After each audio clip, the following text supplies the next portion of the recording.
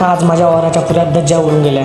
तर मित्रांनो, मी हर्षल वाघ आणि आजच्या नवीन करामती ब्लॉग मध्ये आपलं स्वागत आहे. आज आम्ही चाललो मामाच्या गावी, कारण काय बकरीला बरं नव्हतं. मग काय सिरियस फेस करून गोळ्या घेतल्या, जसं मी MBBS डॉक्टरच आहे. मग काय आमच्या फरारीमध्ये आम्ही पेट्रोल टाकलं. मग काय पोहोचलो मामाच्या गावी, मामाच्या पुरी पाहायला. मग काय बाबांना म्हटलं राम राम. मग भेटलो आजीला. आणि त्या माठातनं पाणी पिल्यावर जे सूट भेटतं ना, ते मिनरल हॉटेल मध्ये पण नसतं. मग काय निघालो दुसऱ्या घरी मामाच्या. मामाचा मुलगा आहेच करामती. रस्त्यात गोळा दिसला, मग काय कंट्रोल काय थांबलं नाही भाऊ. काकांना म्हणतं मस्त गोळा लावा. मस्त कालाकट्टा गोळा बनवून घेतला आणि मस्त आंबाच्या झाडाखाली जाऊन रॉयल मध्ये बसलो. मग काय बाबा म्हणे चल थोडं काम बिम कर. मग काय बकरीला औषध पाजले आणि थोडेसे लाड केले.